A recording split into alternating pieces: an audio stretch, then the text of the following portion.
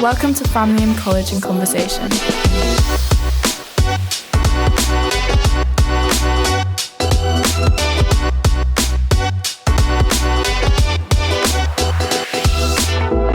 In this episode, we're talking to Maryam for Black History Month about Mary Seacole.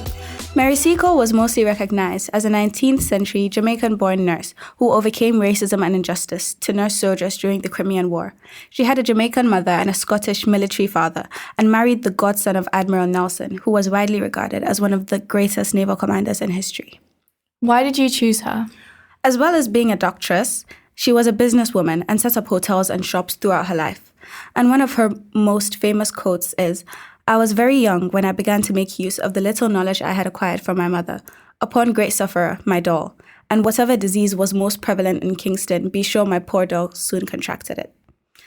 And in the 1800s, it was considered unusual for a woman to travel alone. However, not only did Mary cross this boundary, she was also very independent and ended up writing a book about all her solo travels called Wonderful Adventures of Mrs. Seacole in Many Lands.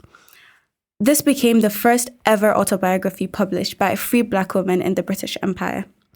There was an outbreak of cholera, and Mary studied the disease, and with the help of a military doctor, learned all about how to treat those infected. She later treated a terrible epidemic of cholera in cruises on the Isthmus of Panama.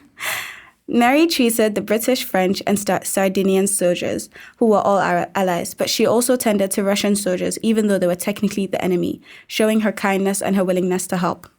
A statue of Mary Seacole sits outside St. Thomas's Hospital in London and is believed to be the first in the UK to ever honour a Black woman. The Crimean War broke out in October 1853, and by the following year, Mary had arrived in London to offer her skills as a nurse. But despite all her glowing references, Mary was told that all the nursing positions had been filled and that she would not be chosen even if a vacancy came up. But Mary was determined to help, so she paid her own way to the Crimea with a friend. They opened the British Hotel, a hotel and store 2 miles from where the soldiers were stationed. And as well as treating soldiers, Mary would also visit the battlefront on her horse, taking sandwiches, drinks, and bandages and medicines with her. But it was a dangerous thing to do, and Mary once suffered a dislocated thumb after she threw herself on the ground to avoid gunfire. And this bravery astounded me. Was there ever a time that she experienced setbacks or racism? Yes. Although Mary was a very popular doctress, she still sadly experienced racism.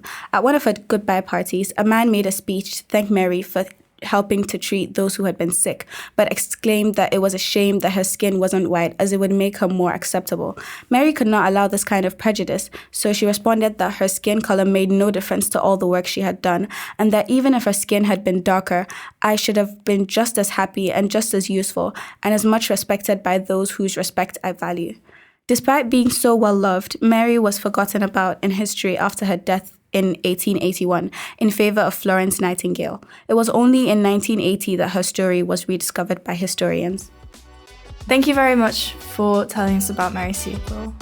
Where can we find more information on her? There are many sites dedicated to talking about Mary Seacole, including Mary Seacole Trust, but you can also look her up on blackhistorymonth.org.uk. Thank you.